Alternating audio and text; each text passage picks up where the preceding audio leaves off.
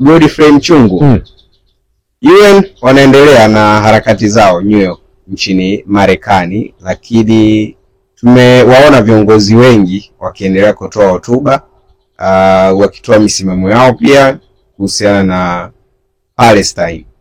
Tumemwona makamu wa rais Dr. Philip Mpango kutoka Tanzania na viongozi mbalimbali ambao walibahatika kuhudhuria kikao kile cha UN ambacho mpaka sasa hivi kinaendelea. Lakini kubwa ni kuhusiana na kile ambacho kilitokea jana kwa waziri mkuu wa Israel Bwana Benjamin Netanyahu. Wakati anazungumza, wajumbe na wahudhuriaji walionekana kama kumsusia na kutoka nje, hawakutaka kumsikiliza. Hii ina tafsiri gani na ni kitu gani ambacho viongozi hao waliona kama kinafaa kipuuzwe kutoka kwa Netanyahu? Kwanza ni kwamba alikuwa alivyosema kwamba duniani sasa hivi stori kubwa ni kile ambacho kinaendelea Marekani na Umoja wa Mataifa, kwa hiyo kuna Umoja wa Mataifa maarufu kama UNGA, United Nations Kikao cha 80 tangu pale kuwasilishwa kwa Umoja wa Mataifa 1945, na kwamba pale ambapo kuanzishwa ni coach mani viongozi mbalimbali wakuu wa nchi, wakuu wa serikali wamekuwa wakizungumza namna gani ya kuweza kutengeneza habari mwema dunia yetu kuweza kuishi. Jana kwamba ilikuwa ni zamu ya Bwana Benjamin Netanyahu, kiongozi na waziri mkuu wa taifa la Israel na chama chake cha Likud. Jana misho ya saa 10 kama tulivyosema kwenye kipindi chetu cha Super Breakfast, aliweza kutoa hotuba kali sana kwa wajumbe na dunia, lakini kubwa zaidi ni pale ambapo kipindi naingia wajumbe wa diplomasia, viongozi wa serikali, viongozi wa nchi walionekana kutoka kama kumsusia. Na kile ambacho walichokifanya wajumbe kitaalamu kinaitwa boycott, yani kususia. Njia ya diplomasia ambayo inatumika kwa lengo la kutokubaliana au kwa lengo la kutoa ujumbe kwamba kile ambacho nchi fulani inafanya basi wale wajumbe dunia za kimataifa wanakuwa hawakubaliani. Lakini msingi unafahamu kwamba dunia ya kimataifa imeendelea kuitambua taifa la Palestina, na kwamba uwepo wa taifa Palestina uweze kuishi sambamba dhidi ya taifa la Israeli. Na ukisikiza wajumbe wengi wamekuwa wakirejelea kile ambacho kinaitwa two state solution, azimio namba 181, azimio la mwaka 1947. Sasa ukitazama hotuba ya Netanyahu, cha kwanza ilikuwa ni hotuba kali sana ya kuweza kupeleka ujumbe kwa zile nchi ambazo zinaitwa nchi washindani wao, na kwamba Hezbollah kule Lebanoni, Syria kule Houthi, Iran kutazama Palestina, eneo la Gaza na Hamas. Kwa hiyo kutazama ni kwamba ilikuwa hotuba kali sana. Na kipindi anahutubia jana zilikuwa zimefungwa speaker katika maeneo ya Gaza, maeneo ya West Bank. Yeye alikuwa anahutubia New York, lakini ujumbe wake ulikuwa unafika mpaka katika eneo la Gaza. Na kimsingi ni kwamba alifanya hivi kwa lengo la kupeleka ujumbe wa wale kikundi cha Hamas ambacho kimekuwa kikiwashikilia mateka wa Kiisraeli. Kwa kimsingi wamekuwa hotuba kali sana. Lakini ukichambua hotuba yake ni kwamba ni hotuba ambayo inafanana ile ambayo ilitokea mwaka jana. Mwaka bila kutazama vile vile viongozi wa kimataifa waliweza kumsusia tena na kuweza kumwacha mwenyewe kuweza kuhutubia. Lakini leo kimtazama Netanyahu ni kiongozi ambaye hajali, ni kiongozi ambaye anamesimama, ni kiongozi ambaye kutazama amekuwa akihakikisha kwamba ana nia ya dhati ya kwenda kulifuta kundi la Hamas. Na kimsingi ni kwamba kutazama kiongozi wengi kutazama wamekuwa wanasema kwamba lazima Israeli iweze kuishi sambamba na taifa la Palestina. Na kabla yeye kuhutubia Bwana Netanyahu alizungumza kiongozi wa mamlaka ya Palestina kwamba Mahmoud Abbas, ambaye huyu amekuwa kiongoza serikali au unaweza kuita local government katika eneo la West Bank. Na wao kutazama wamesema wazi kabisa kwamba Hamas hawatakuwa sehemu ya serikali katika eneo la Gaza, lakini Hamas lazima waweze kuachia silaha na Hamas lazima waweze kuachia mateka, na kimsingi nakubali kuweza kuishi sambamba na taifa la Israeli. Lakini ukiwatazama viongozi wengi wa Hamas hata wadau wengi duniani wamekuwa wakijenga hoja kwamba ikitokea Oktoba 7 sio suluhisho, na lazima tujiulize kwamba kwa nini ikitokea Oktoba 7. Kwa sababu tazama katika eneo la Gaza, katika eneo la Palestina, wa Palestina wamekuwa wakikandamizwa, wamekuwa wakionewa, wamekuwa wakichukuliwa maeneo yao. Kwa hiyo wengi wamesema kwamba kile ambacho wakifanya Hamas Oktoba 7 ni matokeo ya ukandamizwaji, matokeo ya uvunjaji wa haki, uvunjaji wa haki za Palestina. Kimsingi kwamba hiyo imekuwa ikithibitishwa na viongozi wengi sana. Jana kwa mfano nimemsikia waziri wa mambo ya nje wa Uingereza David Lammy alizungumza wazi kabisa kwamba inachoendelea Gaza imeuaji ya halaiki. Lakini pia kama atofensiza Trump nakubali kwamba lazima tuweze kuhakikisha kwamba Hamas wanaachia mateka, Hamas wanaachia silaha ili katika eneo la Gaza ndio wa Palestina waweze kuishi kwa amani.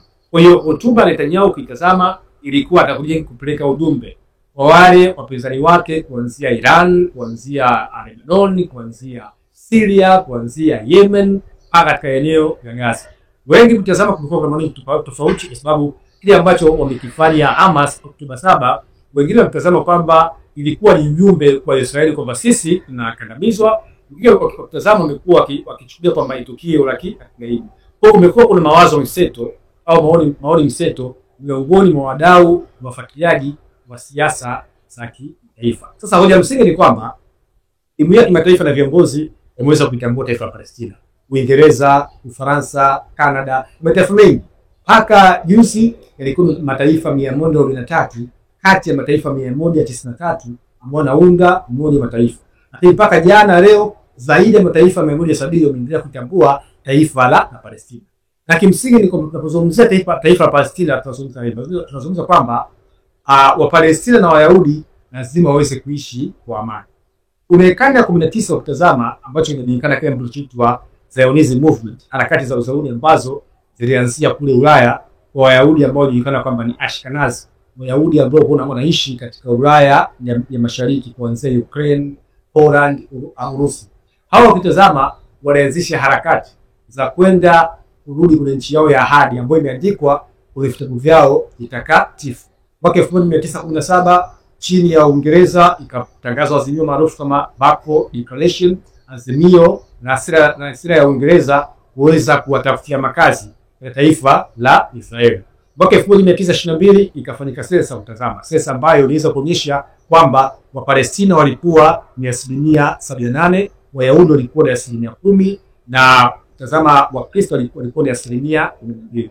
Kwa kabla mwaka 1917 kuna Balfour Declaration, kabla mwaka 1917 kuna two state solution, Wayahudi walikuwa ni wengi katika eneo la Palestina. Kwa tunafahamu kwa mfano mwaka 1948 kuna kile kinachoitwa uanzishwaji wa taifa la Israeli, Creation of Israel State, chini ya David Ben-Gurion, waziri mkuu wa kwanza wa Israeli ambaye alitangaza taifa la Israeli tarehe 15 Mei. Unafahamu mwezi wa 5 kushuhudia Wapalestina wengi wakaenda kukimbia nchi yao ambao maarufu kama Nakba. Kwa hiyo mwaka 1967 kuna vita ya siku 6 kushuhudia pale ambapo ikaamriwa kwamba lazima Yerusalemu Mashariki uweze kuwa ni mji mkuu wa Palestina. Vile vile maeneo kwa mfano ya Masjid al-Aqsa, maeneo kwa mfano Dome of the Rock, maeneo matakatifu ajili ya Wayahudi, Temple of Mount, lazima uweze kupewa watu wa Israeli. Kwa kimsingi ni kwamba katika two state solution ambayo umesikia parani kwa Umoja wa Mataifa wanaendelea mkataba mwaka 1947 ambapo Wapalestina walipewa 45%, Wayahudi wakapewa 55%. Lakini kutazama kuna vita ambayo ilitokea mwaka 1978 ambapo Waisraeli waliweza kuikamata Palestina yote. Mwaka 1967 kuna vita siku 6, Wayahudi wakachukua takriban 90% ya Palestina ya leo. Kwa hiyo Palestina wakawa wanajulikana maeneo yao mawili, Gaza na ukingo wa magharibi wa mto Jordan ulifu kama West. Kwa hiyo mwaka 1947 Umoja wa Mataifa ukakaa tena uweza kupitisha azimio namba 242 uweza kuwataka Wayahudi waweze kuondoka katika maeneo ambayo kimsingi wanaakalia ya maeneo ya Palestina. Kwa hiyo tunaposema two state solution, tunaposema kwa mataifa mawili katika eneo moja, lazima Israeli aondoke katika makazi ambayo yamejenga katika iligo ambayo kimsingi hafuati sheria za kimataifa ambayo yako katika maeneo ya West Bank. Lakini vile lazima eneo la Gaza iweze kuwa huru, wa Palestina waweze kujitawala. Sasa hoja msingi ni kwamba kwa miaka 20 ya uongozi wa wa Netanyahu amekuwa haamini kwenye two state solution. Hata jana ukimtazama hotuba yake ameendeleza msimamo wake kwamba yeye haiwezekani uwepo uanzishwaji wa taifa la Palestina. Sasa duniani kumekuwa kuna harakati mbalimbali, kuanzia Marekani kwenyewe, Spain, Uingereza, Canada, Ufaransa, Ujerumani, kwenda kuifanyia boycott, yani kuisusia taifa la Israeli.